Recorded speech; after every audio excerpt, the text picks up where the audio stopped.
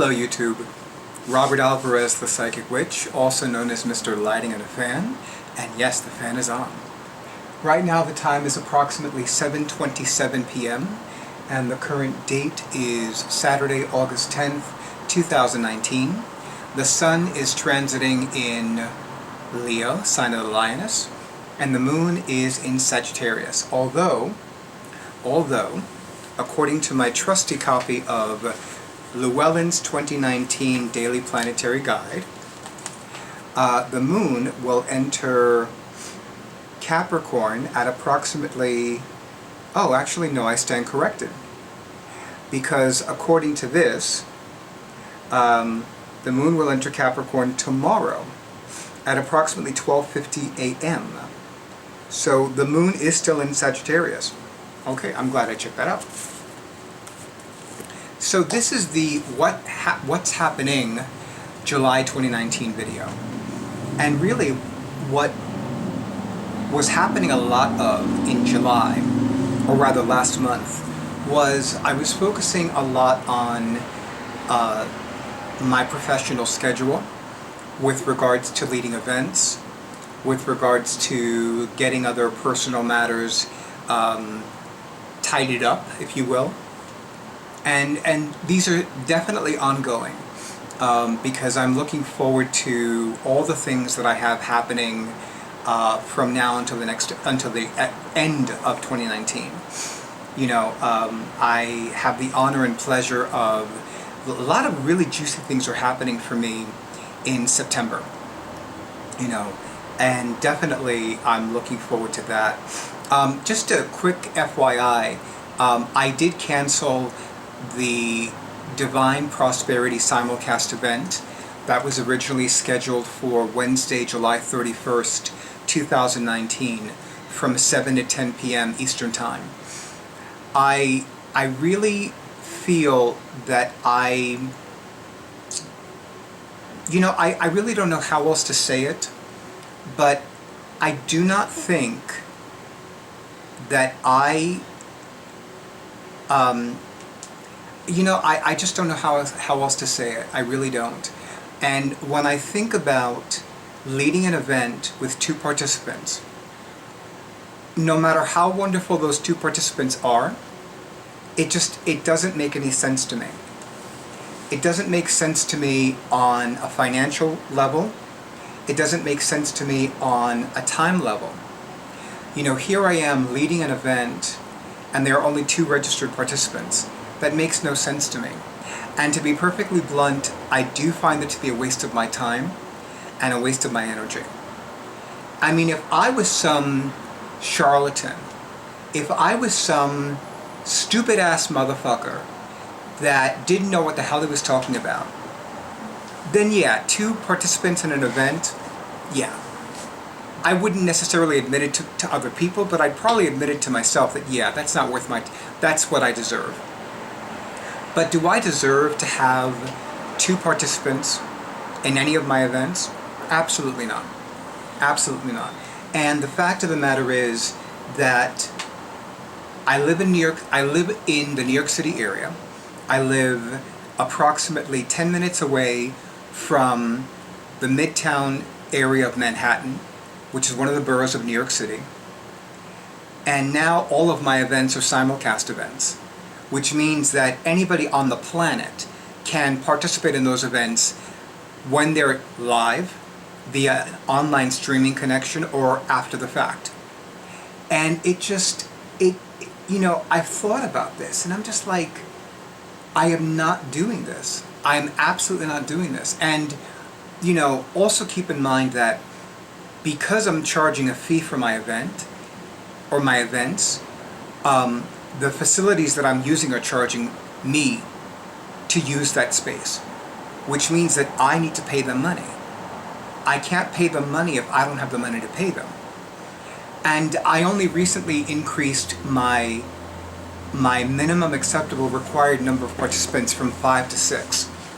Okay, that's the first time I've ever done that. And you know what? I just don't think... I mean, yes, my position in this matter is very fixed, And I will happily acknowledge that. But requiring a minimum of 6 participants for an amazing event where all the participants receive gifts, and sometimes the gifts exceed in value what the participants are paying. And it's not like I'm charging an exorbitant amount of money. I mean, sometimes I think to myself, maybe I need to charge a whole lot more money. And maybe maybe I need to do that. I don't know. I haven't really thought this through, but the things that I am clear about are I just cannot see myself leading an event with 2 participants. Especially given how much time, how much energy, how much money I put into that event. So yeah, there was no way that I was going to, and yes, it's not like I didn't let people know in the area via a broadcast email, via social media announcements, whether it's Instagram. Now some of you may be thinking, well, if you went back to Facebook, maybe that would happen. Are you kidding me? Do you know how many times I would disdainfully, I cannot tell you how many times I would do what was expected of me as a Facebook user and create a Facebook event page for my events. More than half of the people that said they were going to be there weren't there. And that was actually one of the other reasons why I stopped wanting to use Facebook. Because there is something so wrong for me about people not doing what they say they're going to do. It's always been a pet peeve of mine. Yes, I know that things happen, life happens, emergencies happen, but they don't happen every day. They don't happen every day to the same person. You know, and I remember I'm going on a way tangent. So I'm going to come back to what I was talking about. So FYI, the Divine Prosperity Simulcast event that was scheduled for Wednesday, July 31st, 2019 from 7 to 10 p.m. was officially canceled.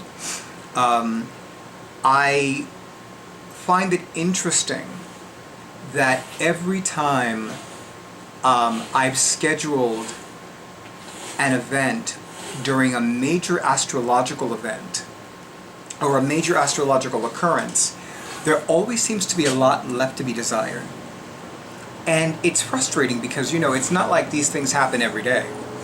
You know, I remember leading 2 Divine Prosperity events at Catland in 2016.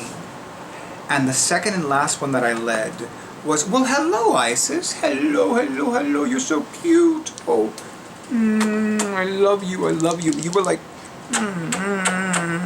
like, I need to cheer Robert up. And you did, because I was getting very bitched out. I love you. I love you. This is a rare occurrence for do they see her? Okay. This is a rare occurrence for Isis to grace my videos. You're scratching your ear too hard because I feel the bump over here. Yeah, you need to be careful, honey. You need to be careful. Okay? You need to be very careful. Because if you keep scratching yourself hard, you're going to have these bumps. Okay? I'll sit closer to you. How's that? Okay. So, like I was saying, so definitely I'm looking forward to all the different events that I have going on between now and the rest of the year. You know, I definitely am looking forward to FlameCon next weekend, which is the premier LGBTQ Comic-Con. This will be the first time that I'm attending in their Manhattan location, the Sheraton Times Square. The first year they had it at the Sheraton Times Square, I was not available because my awesome audiovisual person and I were participating in Bare Your Soul Summer Camp at Easton Mountain in Greenwich, New York, which is in upstate New York. And of course I'm looking forward to the debut of my monthly Great Goddess Circles on Monday, September 9th, 2019 from 7 to 8:30 p.m. Eastern Time. And yes, that will be a simulcast event.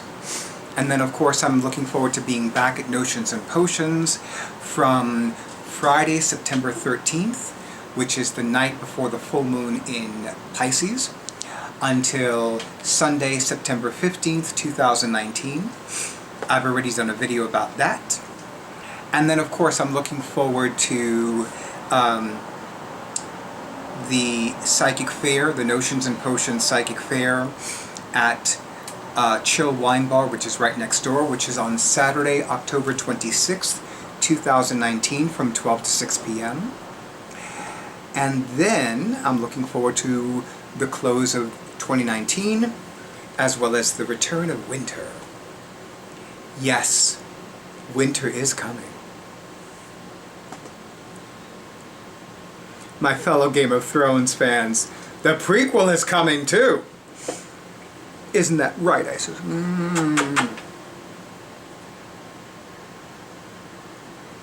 Would you get along with one of Daenerys' dragons, now that she only has one left?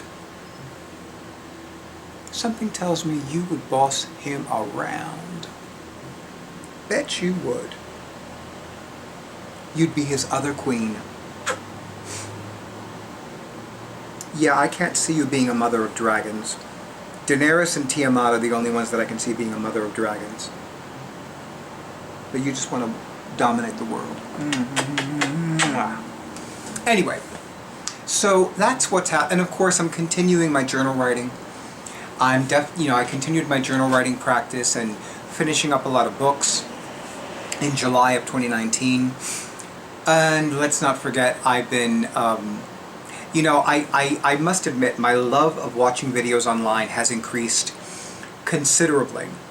I mean, I do have all the major streaming video services. I have Hulu, I have Netflix, I have Amazon Prime, and then I have other websites that I go to watch other videos. I'm a big fan of the 100, so of course I usually find it easier to watch the 100 on the CW network, and I love watching it. And I've been also finding other videos. Oh, by the way, I need to catch up on The Man in the High Castle. I've talked to my awesome audiovisual person about that TV series. One of my favorite sci-fi subgenres is alternate history. You know, like, what if this didn't happen and what if this happened? Oh man, I have been a fan of that subgenre for years and years. And I'm telling you, when I found out about The Man in the High Castle, I was like, why am I not watching this show? By the way, the 100 concludes in its 7th season. And the showrunner, Jason Rothenberg, has decided that the last episode of the 100 will be the 100th episode. He announced this on Twitter, so you know what that means. And I'm okay with it. You know, as much as I love the 100, I'm okay with the series. See, that makes me happy. When a series concludes, not when it's canceled because of ratings or because some executives in like 3-piece suits were like, well, we have to cancel this because of X, Y, and Z. As Reverend Yolanda would say, power to the people. Hello, Bast. You can come up. Look at Bast. Okay, Bast is my newest feline familiar. Good God, she weighs a ton. Look, do they see her? I'm telling you, it's like, she doesn't like to be held, by the way. But look at her. I mean, she weighs a ton. She looks like a little thing, but she is not a little thing. Oh, I need an oxygen tank. Okay, well actually the video's almost done, so I can get my oxygen later. Before I conclude, it is no coincidence that the goddess, the great goddess, has been showing me and helping me unearth all of these wonderful goddess books and helping me prepare for my upcoming debut of the Great Goddess Circles. And this is one of my very first goddess books, Ariadne's Thread, a workbook of goddess magic by the late and great Shekinah Mountain Water. Shekinah Mountain Water, by the way, is the person who created the woman runes, or as I call them when I have a male client, the goddess runes. And I'm going to actually link Molly Remmer's Etsy shop and website. Molly Remmer sells the woman runes. with her husband, Mark Remmer, and I love all their stuff. But anyway, so I love this book. This book has been one of my personal favorite goddess books for years and years. And it definitely was an invaluable resource in my very first goddess course, Goddess Grace Guidance. And it also served me very well in my very second goddess course, Goddess to the Next Level. So I really love this book. This book is just, it's priceless. It's utterly priceless. Anyway, YouTube, as always, thank you so much for honoring who I am and what I do. I wish all of you and yours many, many bountiful blessings of wealth, health, happiness, and healing. And good night.